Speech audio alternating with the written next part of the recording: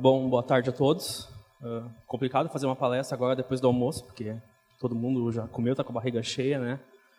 Umas mais cheias que as outras, né? Mas então, já que todo mundo também meio sonolento por causa do almoço, aí não vou vomitar código na cara de vocês, aí vamos fazer uma palestra um pouco off-topic para dar uma relaxada. Então, o que eu vou falar hoje, basicamente, é o que o filme Zombieland me ensinou a respeito de ser um desenvolvedor de software, certo? Então, deixa eu começar me apresentando. O meu nome é Maurício, eu sou engenheiro de software na Yuha Online, é uma empresa de e-learning na Alemanha. Eu sou graduando em engenharia de computação pela PUC, trabalho há uns 8 anos com desenvolvimento back-end. Estou no front, mas sou back-end, né? E aqui está o meu GitHub, alguns contatos eu vou mostrar no final também. Então, para começar, o que é o Zombieland? Zombieland foi um filme lançado em 2009 que basicamente conta a história de 4 pessoas sobrevivendo num apocalipse zumbi. Então, elas passam por vários perrengues para conseguir sobreviver, se manter vivo, conseguir recursos, e tem uma jogada um pouco mais engraçadinha no filme, no caso. E, basicamente, eu escolhi Zombieland por causa de 3 fatores principais. O primeiro é porque ele tem zumbis, obviamente. Qualquer filme com zumbi já tem uma grande chance de ser muito bom. A segunda é que a abertura dele tem a trilha sonora do Metallica, que é uma coisa fantástica. A abertura dele é uma das melhores aberturas de filmes que eu já vi na vida. Recomendo, quem não viu ainda, que veja. E o terceiro, o principal de todos, a Emma Stone. Então, agora, por que eu escolhi Zombieland? Tinha tantos outros filmes que eu podia escolher para fazer essa comparação, eu escolhi Zombieland. Por exemplo, eu poderia ter escolhido o Matrix. Matrix é uma jogada mais high-tech, assim, mais voltada para a TI, alguma coisa do tipo. Poderia ter escolhido o Star Wars, que seria meio clichê, essa questão da cultura nerd, aí, um pouco mais ligada. Ou então, dependendo dos desenvolvedores, que já pegaram alguma empresa que tinha aquele chefe que parecia que o tempo todo estava querendo te sacanear por algum motivo, alguma coisa do tipo, então eu poderia fazer uma análise no 50 Shades of Grey, né? Mas não é o caso. Então, por que eu escolhi Zombieland? Eu escolhi Zombieland basicamente por causa que esse filme trata da questão de survival rules. Então, quando vocês assistirem o filme, ou quem já assistiu no caso, vocês podem ver que o filme inteiro ele dá dicas de como sobreviver a um apocalipse zumbi baseado em regras de sobrevivência, certo? E essas regras eu consegui fazer um paralelo muito interessante relacionado ao desenvolvimento de software, certo? Então, a primeira regra é consiga um parceiro muito bom. Isso aí é muito importante para quem está começando na TI, porque o cara chega totalmente verde, não sabe de nada, não sabe desenvolver, faz aqueles códigos espaguete, então tu ter um cara que é experiente, que consiga te dar um norte assim, de como fazer as coisas, é extremamente importante. Eu diria que isso é a parte primordial de quem está começando na área de desenvolvimento de software, certo? A segunda regra, no caso, seria faça com as próprias mãos. Para quem está começando, bom, para quem já é desenvolvedor de software há um bom tempo, sabe que o importante é usar a modularização, usar bibliotecas já feitas, não reinventar a roda, certo? Mas para quem está começando com software, é muito importante que tu coloque a mão no código e escreva ele por si só, porque é aí que tu vai aprender de verdade, certo? E mais importante que isso é tu colocar o teu código à prova. Tipo, colocar para pessoas mais experientes dizerem se o código está bom, se o código está ruim, onde ele pode ser melhorado. E eu acho que esse seria o ponto importante assim, para a pessoa começar a alimentar um GitHub. Se eu fosse mudar alguma coisa na minha carreira, no caso, eu mudaria no começo da minha carreira, eu já teria criado um GitHub há muito mais tempo, porque é uma coisa que tipo agrega muito na parte de experiência de um desenvolvedor, alguma coisa do tipo, certo? Terceira regra seria o debug system. Debug system seria seria mais ou menos a parte do pair programming no caso, né? Então, tipo, enquanto tu está desenvolvendo sozinho, tu tem as tuas regras, tem os teus modelos de desenvolvimento, o modo que tu gosta de programar, mas enquanto tu faz pair programming, tu começa a realmente compartilhar o teu conhecimento com outras pessoas, começa a adquirir o conhecimento de outras pessoas para ti mesmo, e isso acaba agregando muito, muito em cima do teu código, certo? E também na vida profissional. A quarta regra, quando o cara já começa a ficar um pouquinho mais experiente, no caso, eu fiz o paralelo que seria o The Double Tap. O que seria o The Double Tap? Seria a questão de teste de software. Então, o cara que está começando a desenvolver software no começo, ele está se lixando para teste, né? Ele quer que a coisa funcione, quer que a coisa compile, ele já pede 3 dias para fazer um código compilar e vai ficar pensando em teste ainda. Então, não. Mas agora que o cara está ficando um pouquinho mais experiente, assim, teste de software é uma coisa primordial. Tipo, hoje não tem nenhum processo seletivo bom, eu trabalho há 8 anos com desenvolvimento de software, mas não tem nenhum processo seletivo em que uma empresa não solicitou teste de software, por exemplo, é uma coisa tipo básica, sabe?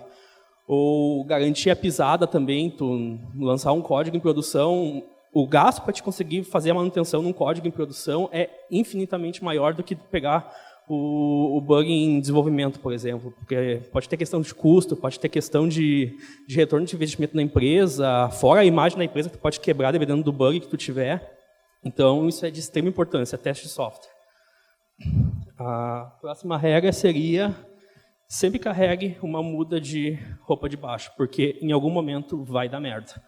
Tu pode testar à vontade, tu pode cobrir 120% da tua suite, teu código, mas em algum momento vai dar um problema em produção e vai alguém correndo no teu ouvido reclamar e tu vai ter que resolver, e essa parte aí é quando o cara realmente começa a trabalhar com a questão de pressão, que até então ele era júnior ou então desenvolvedor pleno e até então ele não tinha, por exemplo, essa questão de cobrança, ele tinha as tasks dele, tinha as histórias para entregar, coisa do tipo, mas aqui realmente ele começa a ser cobrado que as coisas funcionem e funcionem bem. E se não funcionar bem, vai vir alguém no teu pescoço e tu vai ter que dar um jeito. E isso é de extrema importância porque tu acaba começando a pegar também o conceito de prioridades. O que é mais prioritário? Desenvolver tua task ou corrigir um problema de produção? Entre duas histórias, qual é aquela que vai dar mais retorno? Isso aqui também é uma parte que é extremamente importante, a questão de conseguir trabalhar sob pressão. A quinta regra seria a questão de sempre ter uma válvula de escape, um lugar para sair, porque para quem já trabalha aqui com software, com esse tal, a gente sabe que tem empresas e empresas no caso, né? Então, enquanto pode ter uma empresa que tipo é extremamente boa, tem um ambiente de trabalho fantástico, te motiva bastante, tem empresa que tu simplesmente é pago para trabalhar de bombeiro, só apagando incêndio, né? E isso é horrível para uma carreira, porque tu acaba não conseguindo ser criativo, tu acaba ficando onerado dentro da empresa, tu acaba ficando, de certa forma, deprimido também, porque tu não consegue desenvolver, tu não consegue evoluir a tua carreira e tu simplesmente fica só resolvendo problemas dos outros, no caso.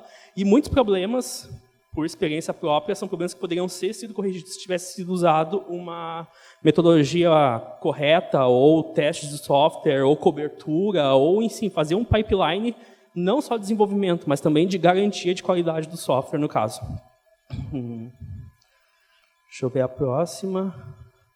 E para conseguir encontrar essa saída, assim, tu ter chance de, por exemplo, não estou feliz na minha empresa hoje, quero procurar uma empresa melhor, uma empresa que me instigue mais a pesquisar e a evoluir, é importante que tu esteja preparado, porque as oportunidades vão aparecer.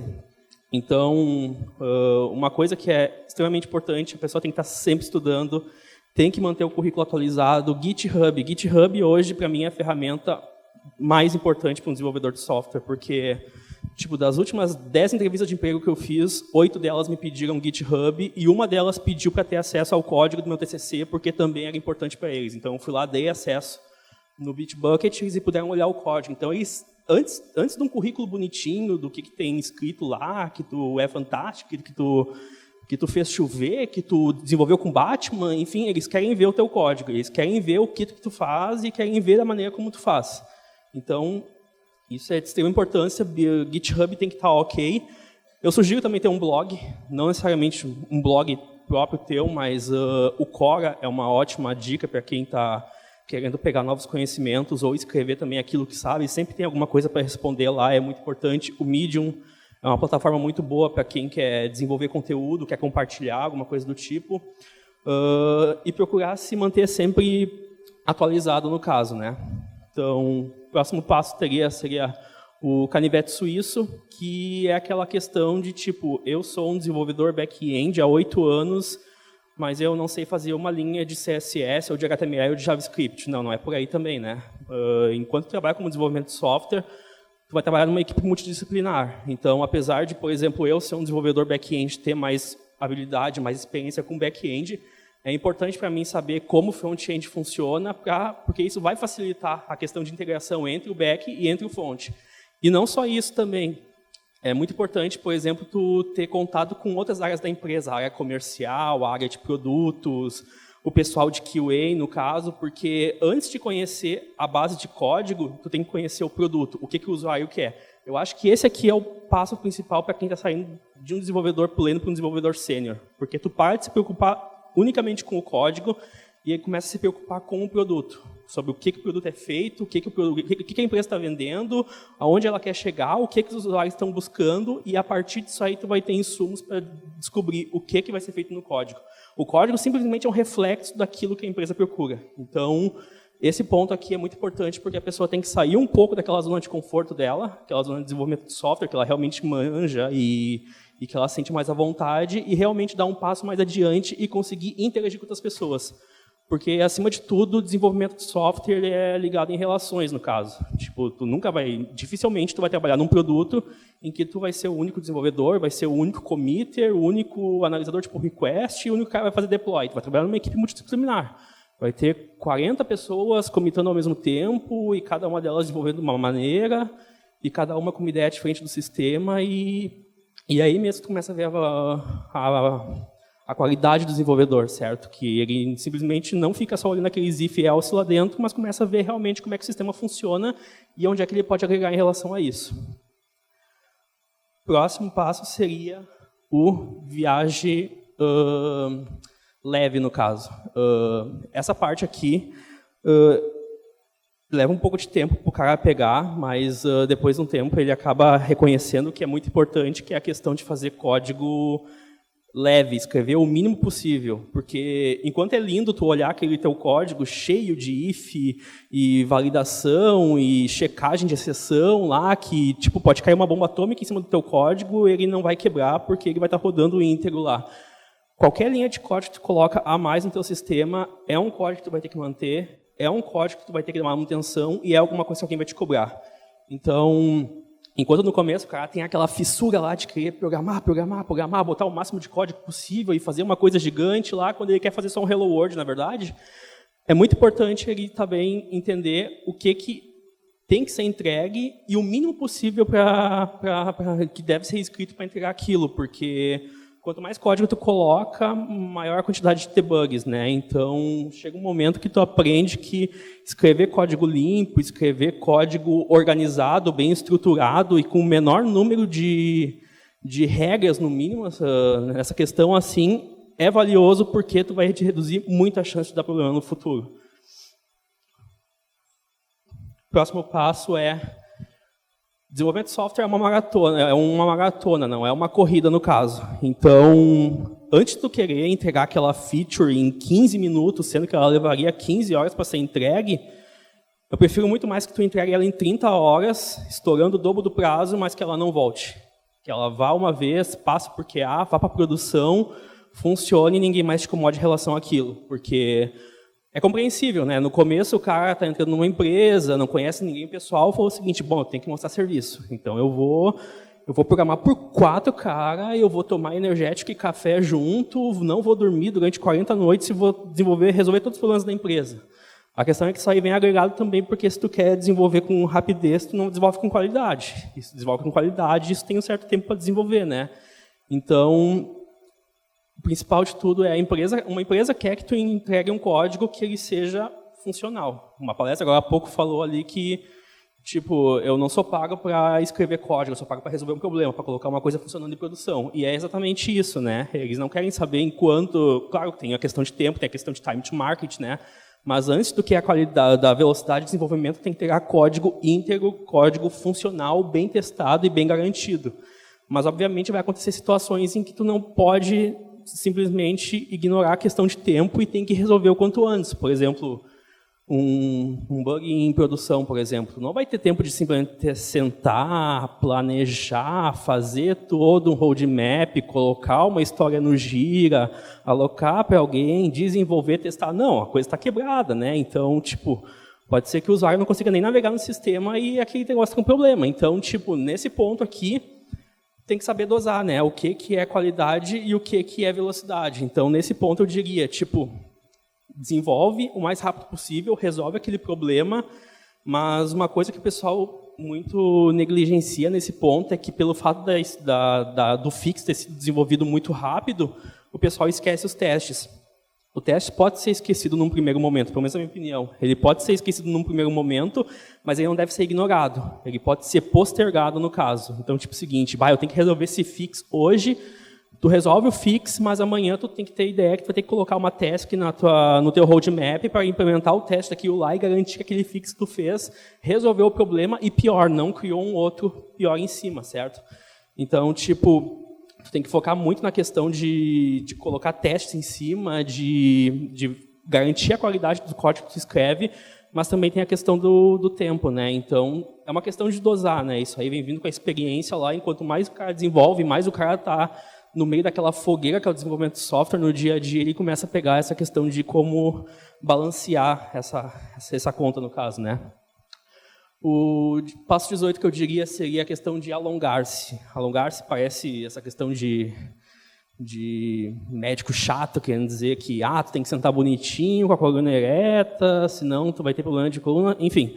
Mas, para quem trabalha com desenvolvimento, que passa muito tempo sentado, muito tempo na mesma posição, depois de alguns anos tu começa a ver alguns problemas. Por exemplo, problemas na mão, tu consegue desenvolver direito, ou então problemas de coluna, alguma coisa do tipo. Então, é muito importante que de tempos em tempos tu te levante, te alongue, dê uma caminhada, ou até para resolver um problema. Eu já cansei das vezes que eu simplesmente tive que sair do ambiente de trabalho, pegar um ônibus, dar uma volta pela cidade para conseguir ter uma ideia de como resolver um problema que não estava vindo de jeito nenhum. Então, tipo, situações mais idiotas do mundo, tipo tomando um banho, ou andando de ônibus, ou dirigindo um carro, é aquele momento que simplesmente vem na tua cabeça e fala assim, mas é assim que eu vou resolver isso aqui, cara, era tão simples. E simplesmente você precisa levantar um pouco da cadeira, dar uma volta, caminhar, respirar um ar, ouvir uma música, olhar uma televisão, jogar um videogame, e daí tu vai descobrir como é que resolve aquilo lá, porque tu fica tanto tempo bitolado, escrevendo código, que chega um ponto que teu cérebro não consegue mais assimilar tanta coisa. Então é importante saber o momento de dar uma parada, dar uma respirada e seguir adiante, certo? E a última regra que eu queria mostrar para vocês hoje seria aproveitar as pequenas coisas. O quão valioso é cada coisinha que tu faz. Porque enquanto a gente está o dia a dia, todos os dias sendo bombardeado por problemas, por features, por tasks, por questões que devem ser desenvolvidas, toda pequena coisa, até o menor código que a gente faz, que realmente tem algum valor para a empresa, que tem um valor para o teu trabalho, ou necessariamente que não seja alguma feature que vá agregar valor diretamente para o cliente, mas seja uma coisa que tornou o desenvolvimento da tua equipe muito mais fácil. Em vez de ter que mudar 40 classes diferentes para colocar uma feature nova, tu fez um refactoring que, mudando 2 linhas no código, tu já consegue botar aquela feature em produção, tu já melhora a qualidade, tu já te torna um desenvolvedor mais feliz. Então, tipo, é muito importante que tu comece a dar validade para as coisas que tu faz. Tipo assim, realmente comemorar cada passinho que tu dá, certo? É importante lembrar também que, apesar da gente trabalhar com desenvolvimento de software, a gente trabalhar batendo código mesmo, a gente trabalha com uma equipe na volta, então tem pessoas junto com a gente não trabalha simplesmente com uma máquina que tu dá comandos para ela e ela te responde alguma coisa na saída. Tem pessoas em torno de ti, tem pessoas que convivem contigo, e inclusive pessoas que passam mais tempo contigo do que talvez a tua família, tua esposa, teu namorado, enfim. Então, tipo, é extremamente importante tu criar um ambiente de trabalho bom, um ambiente de trabalho harmonioso e, tipo, considerar aquelas pessoas que estão junto contigo não só como desenvolvedores, mas como realmente amigos, pessoas que tu pode simplesmente sair, tomar uma cerveja, bater um papo que não seja técnico, coisa do tipo, porque basicamente tu não vai vender tua vida só para desenvolver código, né? Aquilo ali é um tempo de vida teu que tu está vendendo. Basicamente, trabalhar hoje em dia é tu tá vendendo horas da tua vida por dinheiro, né? Então, se a gente puder tornar esses momentos mais proveitosos, mais harmoniosos possível, seria o interessante. Então, isso aqui é uma breve análise que eu fiz em relação ao desenvolvimento de software com o Zombieland. Então, o que eu tinha para vocês hoje era isso. Muito obrigado.